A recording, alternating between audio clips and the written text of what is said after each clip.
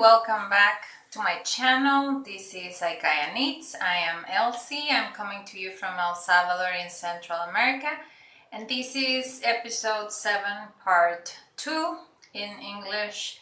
And for the ones that come for the first time, this is a mostly knitting podcast. I do show some things in crochet because I do crochet as well, and I am a knitwear designer, so I have some designs on Ravelry, and also I'm a knitter. I like to knit.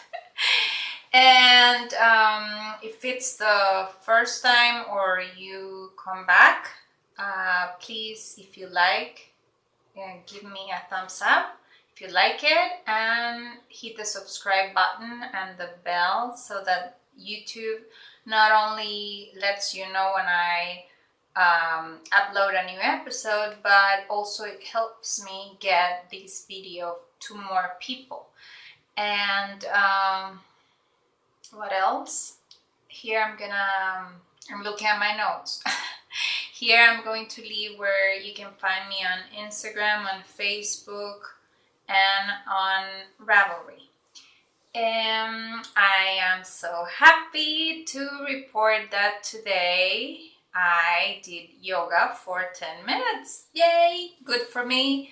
I feel, a big difference. A friend of mine, I don't remember if I told you this in the first part. You will have to excuse me if I repeat myself a little bit, but a friend of mine told me that even if I could do 10 minutes, it will make a huge difference, and I did today, and it really did. So I'm very glad. Today is Wednesday, October, I don't remember. Wednesday, October the 7th, 2020. And today it's been hot today. That's why I'm just wearing this. And the weather, it's been crazy. In the morning it was so dark, so gloomy. I thought I was not going to be able to record. It actually rained.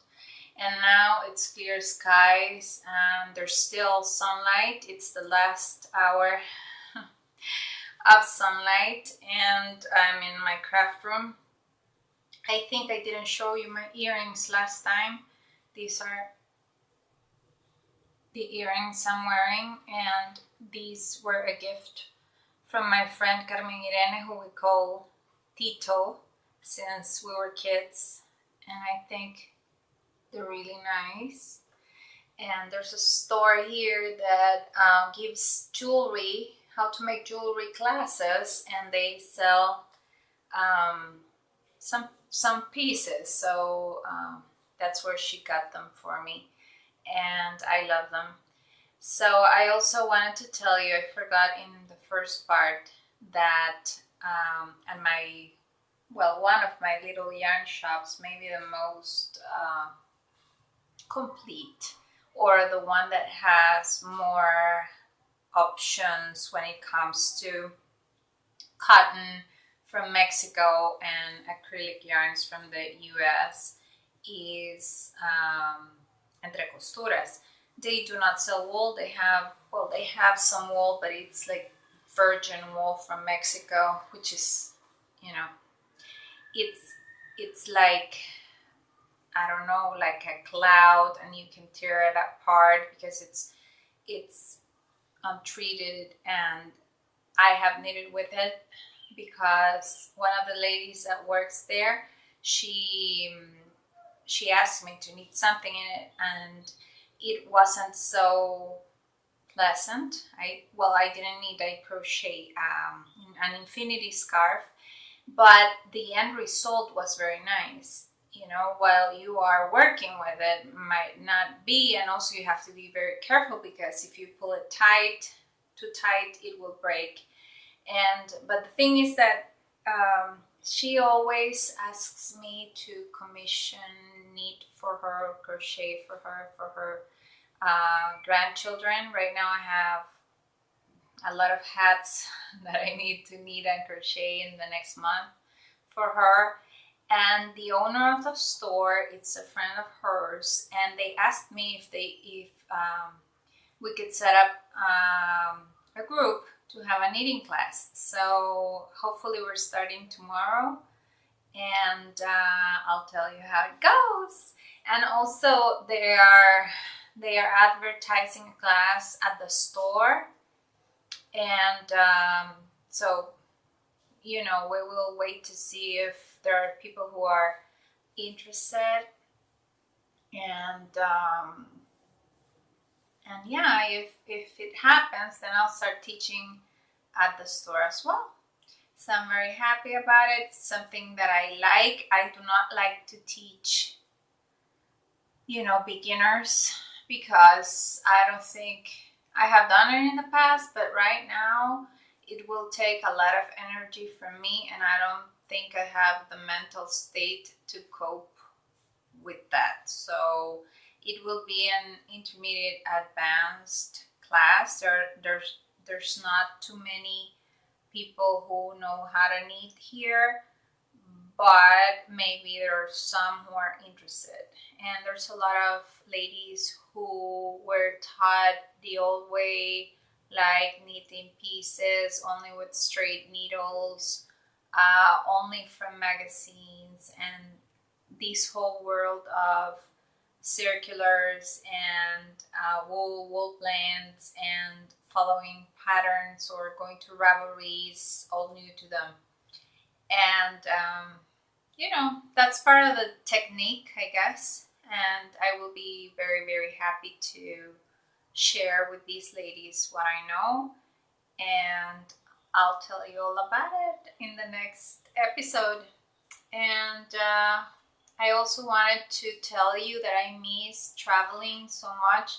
I don't know about you, but I've been thinking about my trips to Europe. I love Europe. I have been there a couple of times, and I really miss traveling. I don't know. I hope that soon the universe brings a trip for me, and but still going out makes me wonder how this whole thing will evolve. And I am so grateful for the craft that we share, because that keeps me sane, that keeps me grounded, that keeps me hopeful, because when I go out, I don't go out as much. I spend most of the time at home, and we only go out when we need to buy something or we need to pick up something or whatever. I have not even met with my friends in so long. On Friday, we're gonna meet with my friends from school, but we're gonna have a socially distanced gathering, and each of us, well, one of us is a chef, so she's gonna prepare these boxes with different goodies, and everyone's gonna bring wine or whatever drink they want to have. And this other classmate has a house with a big garden, and she's going to set up different tables, at a distance, so that we can actually share a time together. And I'm excited about it. And yeah, but when you go outside and you see on the streets, the whole world has changed.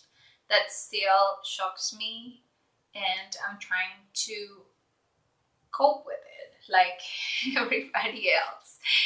And so that's it. I wanted to tell you those thoughts. And going back to the knitting, I don't remember if I told you about the ghost horses. I know I did, but I mean the change in the dominant color.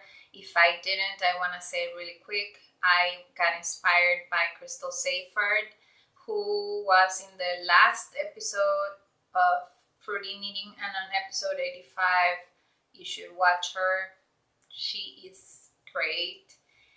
And she didn't mention that in any of those Fruity Knitting episodes, but I went to her Instagram account and I saw some designs of her where she changed the dominant color in her patterns, and that caught my attention. So that's what I did here.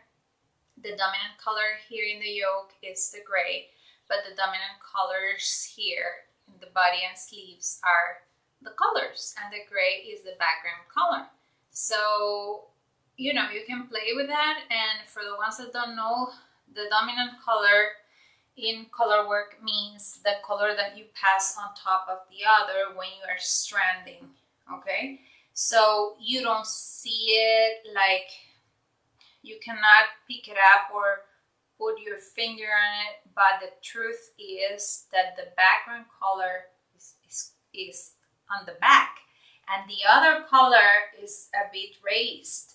So it does make a difference. It's just that you cannot tell what is it exactly, but that is the difference. If you keep your dominant color or changing your dominant color, you will have a different effect on your garments. So that's another thing to know for the ones that like color work like me. And I was seeing today Lily Kate Makes, who is a UK very young designer. She's like 20 something, and she's a knitter too since she was very, very little. And she was saying she doesn't like color work, and she took a picture with a vest, feral vest that her nan, I guess it's her granny, knit for her when she was like 11, and it's cropped now for her, but still fits her. And now they are in style, so they're so in.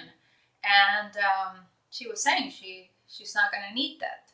And there are certain techniques, like I was saying in my past episode, that we might not like, or certain types of yarn like mohair, or you know. Anyway, also, what else I wanted to tell you? Yeah, about the needle changing. We designers normally say start with a smaller needle and then change to a bigger needle, but I don't always do that. Normally, I knit especially when it's a yoke top-down sweater, I never change the needle. I started this one with 4 millimeters and kept on going with 4 millimeters. And the only thing that I did in 3 millimeters was the cuff for the sleeves.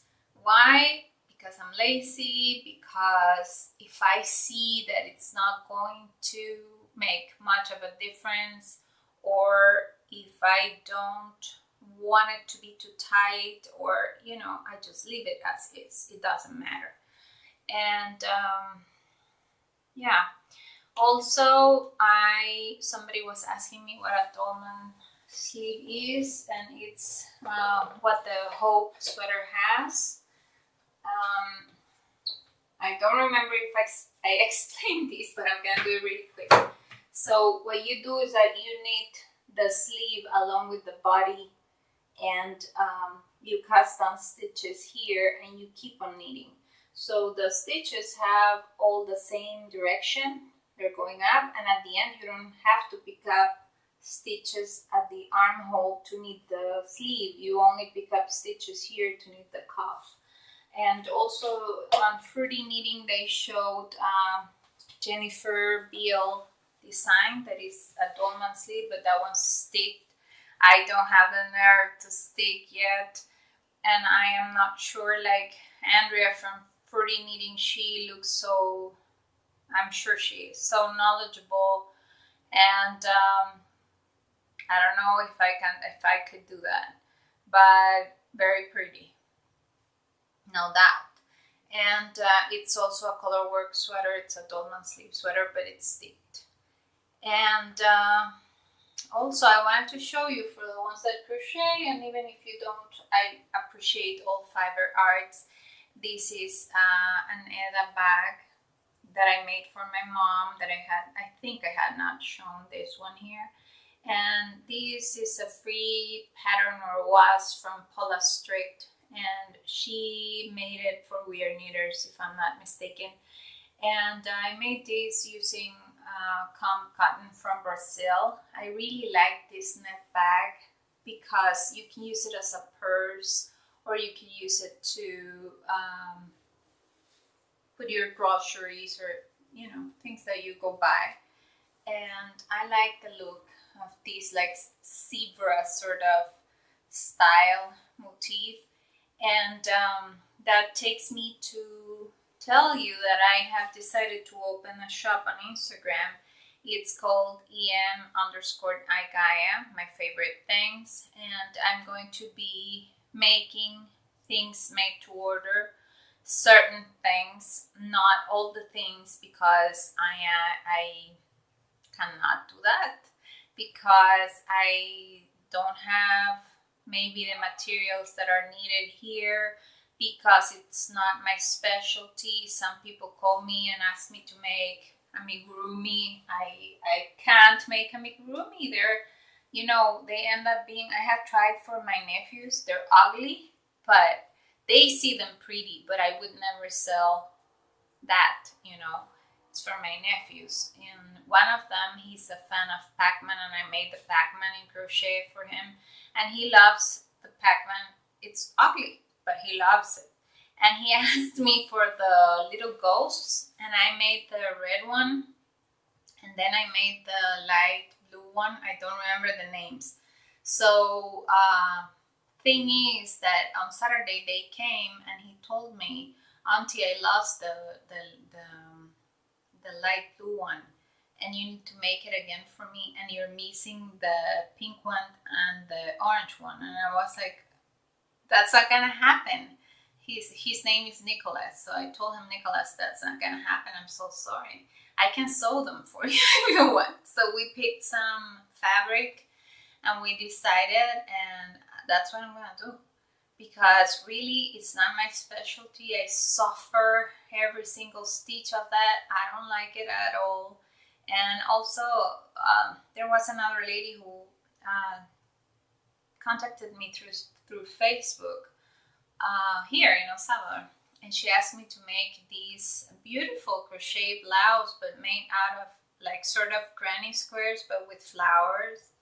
And it had like this big sleeve with ruffles, and I was like, no, I'm sorry, I'm not gonna do that. Because if you do that in a too thick yarn, here in this climate, it's gonna be too heavy, right? So, and if you do it in the appropriate yarn, which would be a crochet thread, it's gonna take forever. I made one that I show it here, and I said I will never do that again. It took me almost a year to actually crochet that, and no. So there are things, I had sort of a chat podcast with a friend from California who is a crocheter, and she was asking me why crochet and why knit and not crochet, because I love crochet and I love to knit, but I'm very committed to become or keep at trying to be someone in the knitwear design, have a place there. So if I want to have a place there, I have to keep on designing in knitwear, in knitting, and I have to keep on publishing. So that takes time away from what I want to do. And I do want to keep on crocheting, and I think crochet is great for certain things and knit is great for certain things. And for example, I'll show you something that I will put on the shop that I just wouldn't think of knitting it. And also, a long time ago I made beach cover-ups, and I made them in crochet because I would never knit that. And so, yeah. And it's not that you cannot make beautiful garments. I've seen beautiful yoke sweaters in crochet, and yeah. But that specific type of construction with the squares, that is so difficult. So, yeah, at least for me. Some other people might think, oh, easy peasy. Yeah, because it's your specialty, or it's because it's what you're focused on. So I had to turn down that job, but I am perfectly fine with it.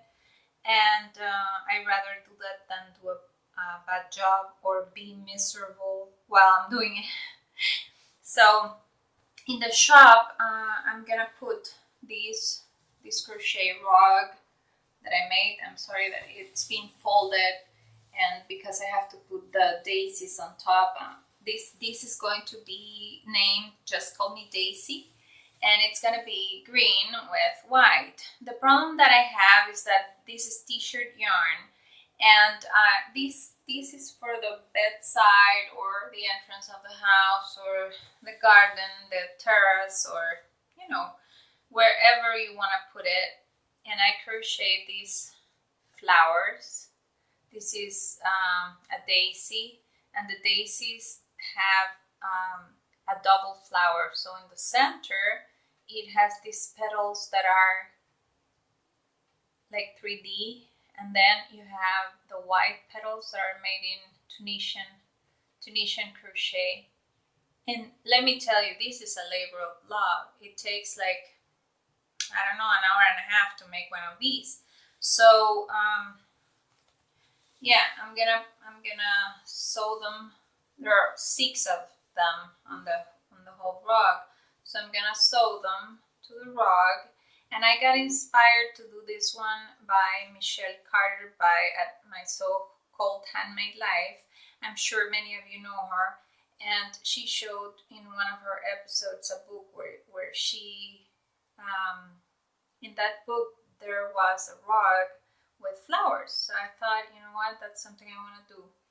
And what I will do, the shop, it's on Instagram, and there's a link to my PayPal, and there are the instructions to order, and I can ship to anywhere in the world. I have problems receiving things from abroad here, but I don't have any problems shipping from here.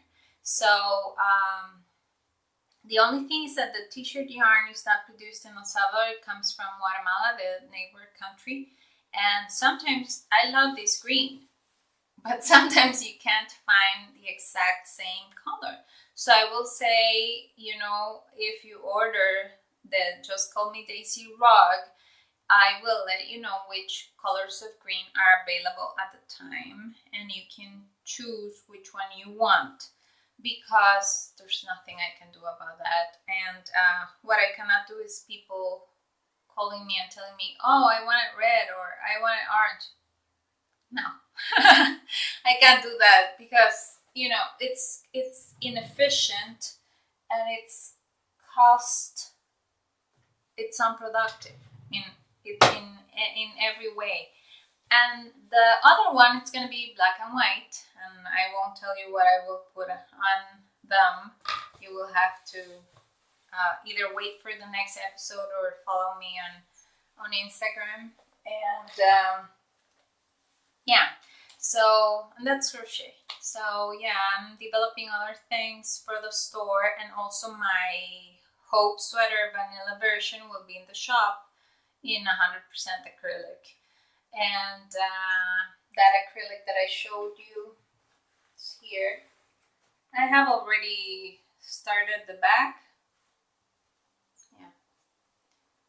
So this is soft. It's an acrylic for babies. And I was seeing all the sweaters, Free People, and I don't remember the name right now of the other brand, but they're selling either 100% acrylic sweaters or with just a little bit of wool, and and they're not hand knit. So yeah, so if you know of someone who would be interested in purchasing things from my shop, please let them know. They can follow me there, and they can find me there. And I think the light is going down right now. I can feel it in the screen. Okay, so I'm sorry if I'm not being very organized with my train of thought today, but yeah, I just want to make sure that I mention everything I want to say. I want to talk a little bit about yarn substitutions. As you know, there was this polemic thing with the Andre Maury design. I don't remember the name. The jacket that had this trench coat look, and that it was so, the yarn was so expensive, and that people were demanding from her that she would give them a cheaper option. And I just want to say that it's not the designer's duty to do that. Yeah, the designer designs in a certain type of yarn, but that doesn't mean you need to knit it in that type of yarn. If you can afford hand-dyed yarn, great. We all would want to knit in this all the time, right?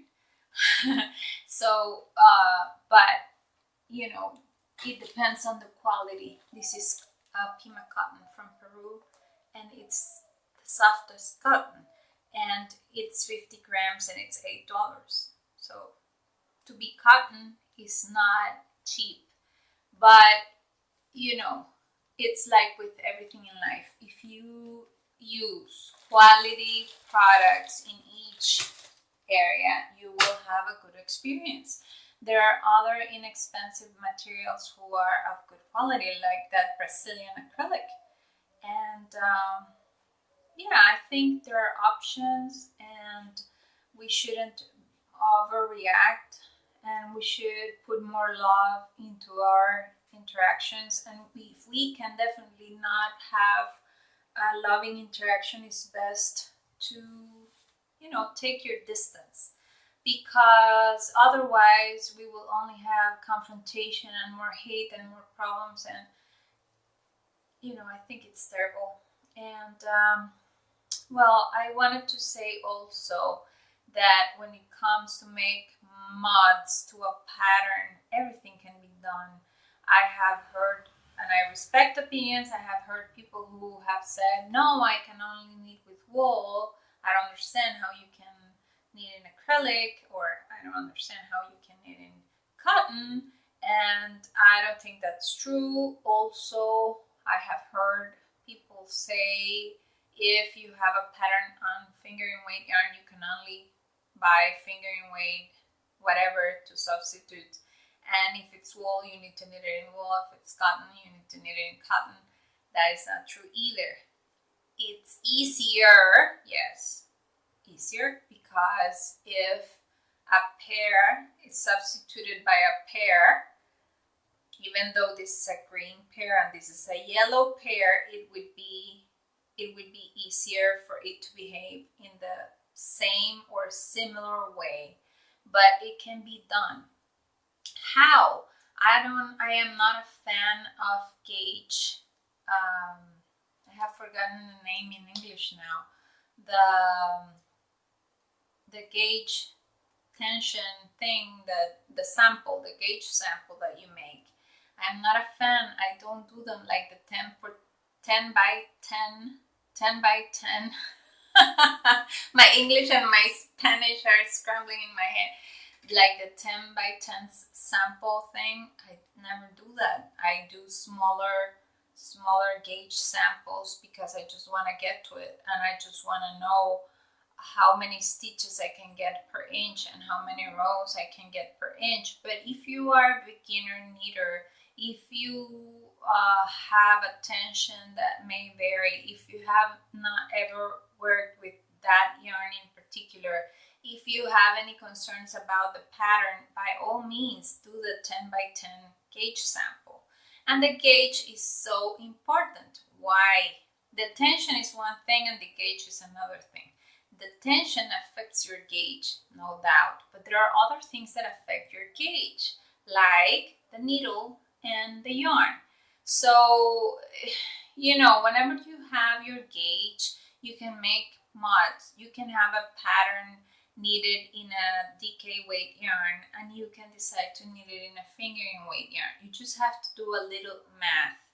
And what does that mean? Just a very simple example. If I have a pattern knitted in DK that says the gauge the designer got was 6 stitches per inch, and I want to make it in a fingering weight yarn, and I get a gauge of 8 stitches per inch. That means I have to, I don't know how to say that in English, and I will write it here, but what you do is you say, okay, if um, 6 stitches are to 1 inch, what 8 stitches are to 1 inch. And then you have the ratio to make your calculations in your pattern. Also, it's very important that we look at the schematic of the pattern and we understand if the design is a boxy design, it's an oversized design, it's needed with a lot of positive ease or not, and that we adjust it to our body. That's what I try to do when I grade patterns. And believe me, it's not easy. I mean, I think every designer does the best they can. And I have explained this before here. I do not grade for bigger sizes because I still don't think I have the tools. I'm trying to get prepared. I understand there are courses on grading, but right now I don't have the money to invest in that. I have asked a friend of mine who is a designer. She's Brazilian, and she has appeared her designs in many publications, and I'm waiting for her to get off bulk knitting live classes so I can have class with her. And for the time being, I feel comfortable with grading until size 2XL. But still, if someone wants to adjust the pattern to a bigger size or make a more fitted garment from a boxy style like the Hope sweater, you can do it. Doing that, learning that. So also I want to recommend that if you haven't been to the site of the Craft Yarn Council, that you do, because they have really good tools on showing you how to measure yourself, what the designer means when they say this is the bust circumference, this is the upper hip, this is, what do they mean in my body. So that's very important. And also they provide with standard, this is US, but they provide with standard measurements for women, men, children, and you can see the different sizes, and they give you the measurements that a standard person will have. Definitely we are not tailor knitting. We're tailor knitting for ourselves, but if a designer puts out a pattern, it's a pattern that is not tailored to any specific needs. It's like when you go to any store to buy clothes, you have different sizes, and sometimes that's why we like more one brand over the other or one style over the other, because the clothes will fit me better here or better here or better overall. I like the fit, but there are other brands where the fit for my body would be off. And the same happens with knitwear design. And that's very important, to have in mind that I am customizing my things. That takes me to the fact that I was telling my friend from California that people here do not appreciate handmade things and they're not willing to pay. And that I was showing on my Spanish version. I'm sorry I'm not wearing them now, but my sister brought me and I don't have them here to show them to you, but my sister brought me for my birthday as a present 2 oversized scrunchies that are so in right now. And she bought them from a local designer here who is very well renowned. And she has really beautiful clothes, don't get me wrong. But each scrunchie was $12 because I asked my sister. So it was $24 plus the shipping for 2 scrunchies. And I don't see why you wouldn't pay for the crochet rug if it's handmade, And I am not trying to say that sewing is not an art. Of course it is, but it's not the same like when you cut the fabric and you sew it and that's it. When we need to recrochet, we're making the fabric as we go, stitch by stitch by stitch. It's definitely an art, and we are shaping it as we go. So it's a labor of love, and yeah, I hope more people here will appreciate that. And that takes me to my sewing. There's my machine, and I have only used it to make pirate masks for my nephews, and out of leather, and I don't know what's the name of that material. I have forgotten in English. I will put it here. But I made some masks, and I'm gonna write what I have to put here because otherwise I will forget. And so yeah, I plan on sewing more. I also want to put some things on the shop, but you know, it's so difficult because I have little time, and knitting is so time consuming as well. And my auntie told me that she would help me. I'm sorry, the light is not good anymore, but I will finish anyway. And it's getting gloomy again. And so my auntie told me that she can help me with the sewing. So yeah, eventually I will be at her place doing that. And also, I wanted to tell you about my plans on future knitting. I have the Stagecoach from Katie Hunter pending. I have the yarn. I showed it to you in one of my last episodes. I have also plans to knit the Calliope from Espastrico, and that reminds me, I had not shown you this. It's the Luna from Espastrico, and I am knitting this in Argentinian cotton, and it's looking pretty good. I'm knitting size 1 because I find that the sizes are very big. I don't know if Canadian women are bigger, but I think it's gonna be great. And it's gonna be more fitted. I'm gonna do this one long sleeves. It's cotton, we live in air conditioning, and I like the aesthetics of it. I was debating whether to leave it short sleeve, but I think it will look weird because it has this sort of turtleneck thing so going on. So yeah, so I'm gonna do that, and I have a lot of this yarn, and I don't know what I'm gonna do with it. My mom bought it to me in Argentina, and I'm saying, it's great yarn. It's soft, it's nice, it's airy, it's the same that I used for the Hope. But it's a lot. Maybe I will need something for my sisters. I don't know. And the other one, the Calliope, I was saying, I was planning on knitting it in this cotton from Peru, which was the one that I used for the ghost horses, but I don't have enough. So I'm going to combine it with this one. This one is not of the same type of cotton. It's a little bit, maybe, I don't know, the weight, it's a little bit thicker, but it's just a bit. And I saw the aesthetics from the designs from Victoria Beckham, where the edges of the sweaters are in a different contrasting color, and I like to try that. So I will at some point.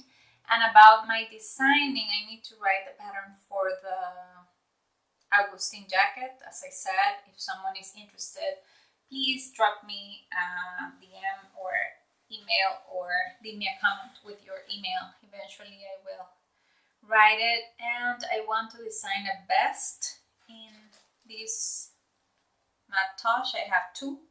This color is not, they're not making it anymore. It's a river runs through Mars, but I have other superwash merino with nylon. This is only superwash merino from Cascade Yarns that I have here that will go well with this one. And I have the idea already in my head.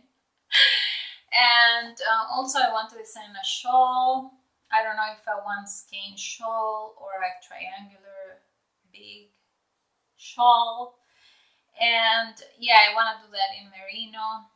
And I ordered merino because merino and merino cashmere, and I'll tell you, it was my birthday on September 6th, and my dad called me and said he wanted to give me a gift in money. And I said, don't send me money, because you know, if you send me money, I'm gonna find really quickly how to spend it here in normal daily things, so I don't want to do that.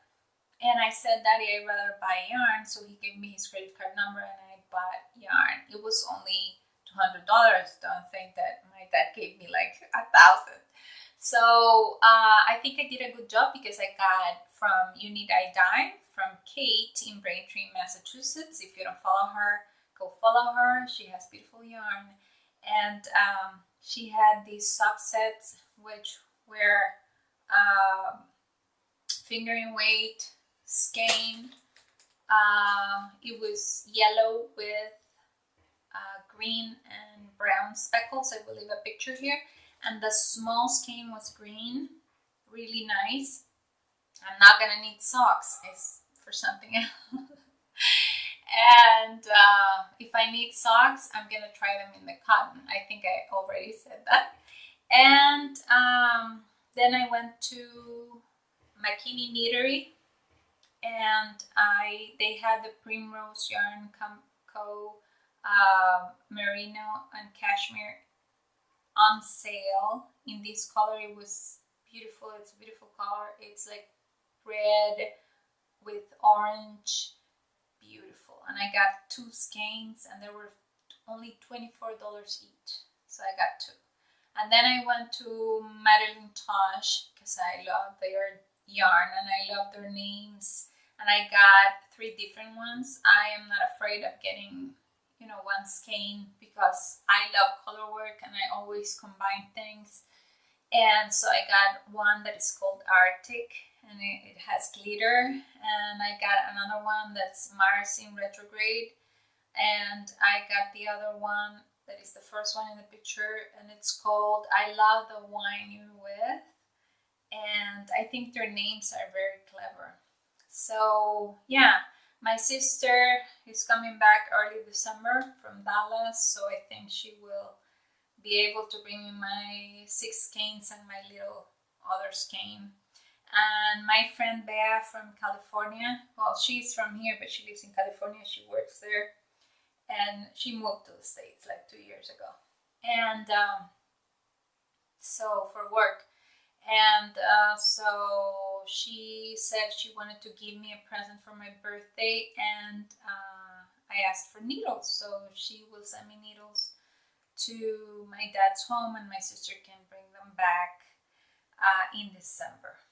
And I think that's about it. Everything that I wanted to tell you in this part. Also, I wanted to talk a little bit about plagiarism and slow fashion, and you know, I saw this problem that Caitlin Hunter had, and also there was another design from Spastrico that ended up at a store in Chile, in South America, where they were producing these sweaters for, you know, massively, and they were selling them in different department stores there. And you know, I thought that was bad. I put, since I do commission knitting, I put in my patterns that if you buy my patterns and you make them to sell them, sell the finished product as part of a small business, and it's made by you, it's okay, but that they are not intended for mass production. I think those disclaimers are very important, that we put them out there, and that we you know, educate people in terms of being respectful. And I was seeing Lakeside Loops. She's a crochet designer, and she has her patterns in her blog if you want them for free, or if you want to pay a small fee and you want to have it on Ravelry, you could do that also. But she clearly states that all of her patterns you can make for sale online. So there are different boundaries that each designer has, and we need to learn how to work around them and respect them, and tell the customers, I'm not gonna do that design for you, or because the designer doesn't allow it, or I can make this but it's not mass production, and all those things. And not sharing patterns, because a lot of people share patterns like they don't want to pay for them, and they buy one pattern and they share it with the whole crew of friends, and that's very sad, because we are not helping or supporting the designers. So there's always ways that people who are on a tight budget can find good deals on yarn, like the one that I found on sale. Maybe it's not always going to be the color that you want, but you can find options, or yarn that is more economical and has good performance and has good looks. And I will always recommend that you invest in tools like good needles. It's better. I cannot tell you the difference between knitting acrylic on Chiao Goose and knitting acrylic on normal needles, right? So it's very important to pick and choose where we spend our money, the ones that have a tight budget.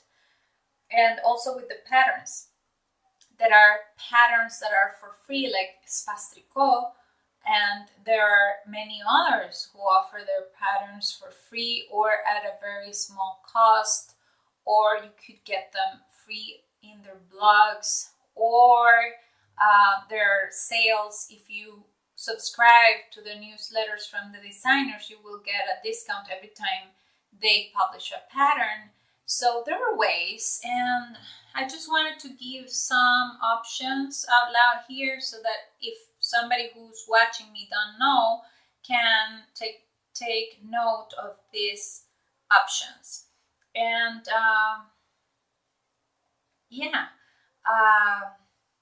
that's what I wanted to say. So I think I'm just going to check my notes one more time, but I think I'm done. So I hope I've said everything. Really, it's a battle in my head all the time, because I'm trying to remember what did I say in Spanish, what did I say in English, and the fact that I'm doing 2 episodes one after the other right now, because I wanted to cover all the time that I didn't record. So thank you for coming. Thank you for having this time with me. I hope that you enjoyed it. I hope you liked it, and I hope to see you again. And the next time, I'm not gonna say soon because I don't know, but the next time, thank you so much. Take care, be well, and see you. Bye.